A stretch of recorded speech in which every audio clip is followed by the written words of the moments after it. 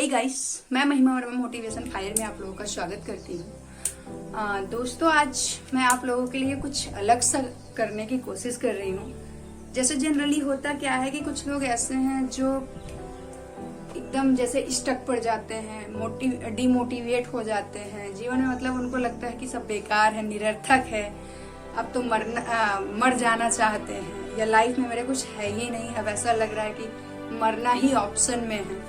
तो उनके लिए ये पेशकश मैं लेके आई हूँ कि जीवन में कुछ तो करो। जैसे दोस्तों, अगर आपको भी लग रहा है कि कितने ऐसे लोग हैं जिनको मैं जानती हूँ जो डिमोटिवेट हो गए हैं, मतलब डिप्रेशन में चले गए। दोस्तों, ये सिचुएशन कब आती है? दो ही केसेस में ये आता है वैसे। एक तो लव फेलियर, दूसरा है किसी एग्जाम को ना क्रैक कर पाना। तो दोस्तों, अगर आपको लग रहा है जो लव फेलियर है, अगर उनको लग रहा है कि वही मेरे लिए सब कुछ थी, या वही उसके बिना तो जीवन बेकार है, अब उसने छोड़ दिया, मैं क्या करूँगा, मैं तो मर जाना चाहता हूँ, ये है वो है वगैरह वगैरह।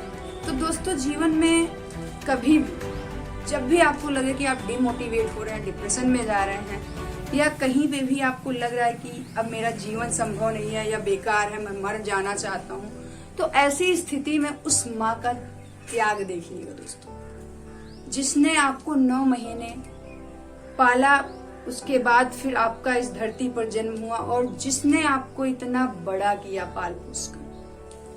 कभी आप सोचे होंगे कि उस माँ पे क्या बीतेगी जिसको ये पता चलेगा कि मेरा बेटा इसलिए मरना चाहता है या ये मरना चाहता है।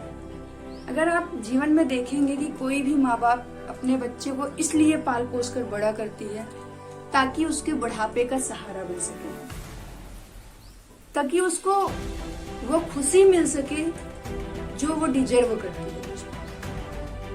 कभी आपको लग रहा है कि भाई मैं डिप्रेशन में जा रहा हूँ, मैं इस वजह से प्रॉब्लम फेस कर रहा हूँ, ऐसा ये हो रहा है, तो उस माँ को देखिएगा दोस्तों, जो इतने त्याग के बाद आपको, इतने मेहनत के बाद आपको इस लेवल तक पहुंचाया दोस्तों।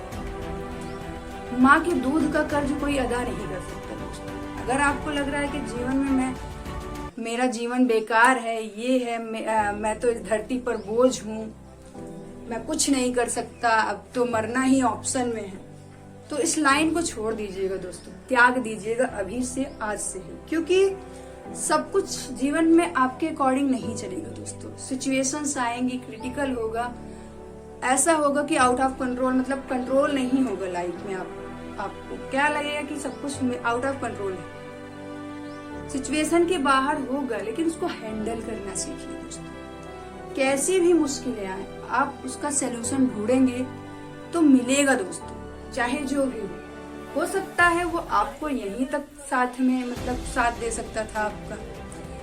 आपने अभी चंद्रयान 3 को लॉन्च होते हुए देखा होगा, उसमें छोटे छोटे बूस्टर लगे होते हैं।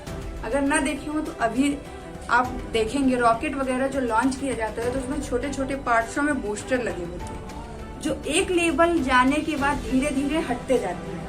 थोड़ा ऊंचाई और किया तो उसके काफी पार्ट्स हट जाएंगे, फिर थोड़ा उससे ऊंचाई किया तो हट जाते हैं। तो वो बूस्टर एक लेवल पर जाने के बाद हटते जाते हैं, और अंत में बचता क्या है? वही केवल जो मेन उसको जाना होता है। तो दोस्तों, उससे सीखिए, क्योंकि अगर लाइफ में जो भी आपके आए हैं, जितने भी लोगों ने रोल अदा किया है आपके जीवन में, चाहे वो गर्लफ्रेंड हो गई, या फिर दोस्त हो गए, फैमिली मेंबर्स हो गए, या जितने भी लोग हैं, जहां तक आपके साथ हैं, तो ये समझिए कि उनका साथ वहीं तक था आपके लिए। वो आपकी मदद वहीं तक कर सकते थे दोस्तों, उसके आगे आपको अकेले ही चलना है। तो उस रॉकेट से सीख लीजिए और आगे बढ़िए दोस्तों, क्योंकि जीवन में हमेशा कोई ना कोई आपके साथ नहीं रह सकता है। ये जीवन चक्र है, अगर आप देखेंगे तो जीवन मृत्यु चलता रहता है। कितने लोग ऐसे होंगे जिनके माँ होंगे तो पिता नहीं, पिता होंगे तो माँ नहीं। कितने ऐसे होंगे जिनके पास कोई नहीं, अकेले हैं, अनाथ है। तो ये जीवन चक्र है दोस्तों, इसमें कोई किसी के लिए नहीं रुकता है। आपको अपना सफर खुद तय करना है। दूसरे वे लोग होते हैं दोस्तों, जैसे जो एग्जाम की प्रिपरेशन कर रहे हो और उनका एग्जाम ना निकला, वो डिप्रेशन में चले जाते हैं और उनको लगता है कि अब तो बेकार है पढ़ना, इतने दिन पढ़े लिखे सब बेकार है, अब मेरे माँ बाप का पैसा डूब गया, अब तो मर जाना है। उनके लिए भी दोस्तों अगर वही तक ऑप्शन था, हो सकता है भगवान ने आपके लिए कुछ नया प्लान किया हो, कुछ उससे बेहतर करने के लिए किया हो।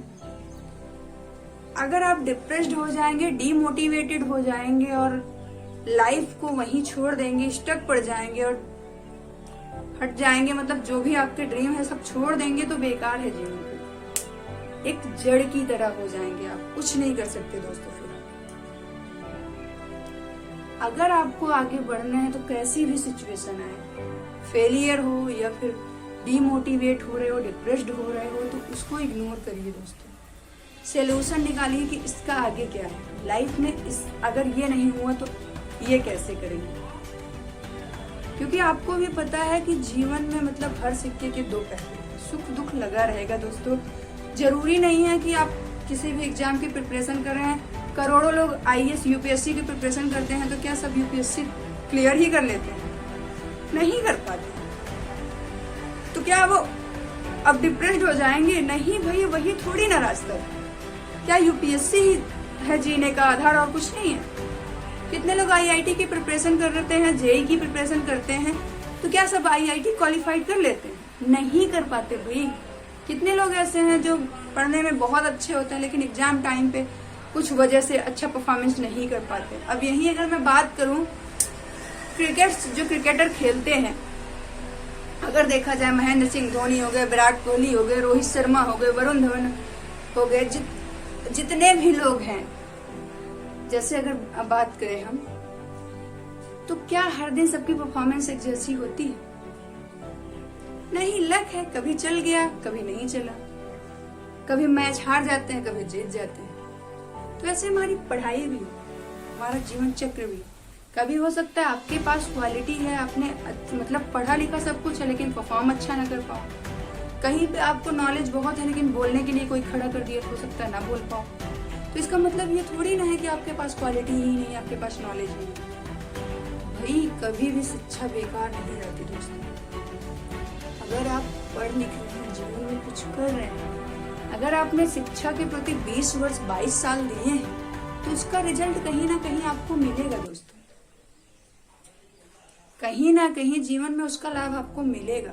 बस थोड़ा समय का इंतजार करिए और जो स्टक पड़ जा रहे हैं, डिप्रेस्ड हो जा रहे हैं, जो भी डर है उसको खत्म करिए और आगे बढ़िए दोस्तों। क्योंकि जीवन कभी भी, ये जीवन पता नहीं कितने वर्षों बाद एक बार मिला है, तो इसको कुछ ऐसा करिए कि लोग आपको याद करें, लोग आपके पथ कदमों पर चलें। तो जितना हो सके दोस्तों डिप्रेस्ड मत होइए, और ये तो बिल्कुल ख्याल दिमाग से निकाल दीजिए कि मरना ही ऑप्शन है, क्योंकि जीवन दोबारा नहीं मिलेगा दोस्तों।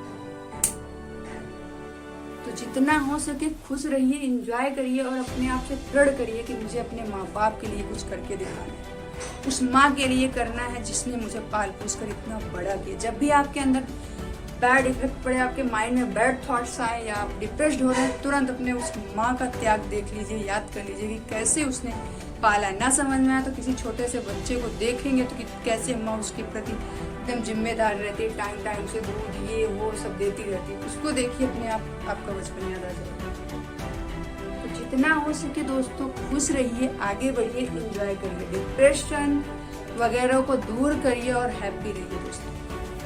जीवन में बहुत कुछ है करने के लिए, बस आप रास्ता बनाइए।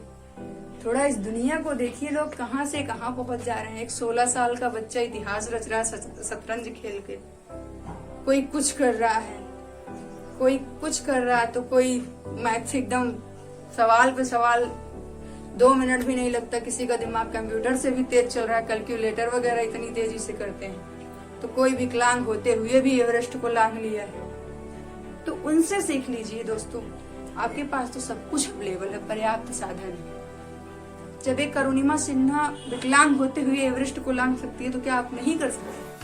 कर सकते हैं, बस वो थॉट होना चाहिए आपके माइंड में बस। तो अगर आप जीवन में कुछ भी करना चाहते हैं, उसको स्टार्ट करिए दोस्तों। अपने आप से चैलेंजेस लीजिए और कुछ नया करिए। दिन प्रतिदिन कुछ एक नया बेहतर मार्ग बनाइए, और कि आज मैंने ये किया, उसको नोट डाउन करिए डायरी में कि हाँ आज मैंने ये सीखा है, कल से मुझे और इम्प्लीमेंट करना है, परसों और अच्छा करना है, नरसों और अच्छा करना है। ऐसे ऐसे करके आपका देखेंगे 1 वीक के अंदर आपके अंदर काफी सुधार आ जाएंगे। तो जो भी आपके अंदर बैड थॉट्स आ रहे हैं,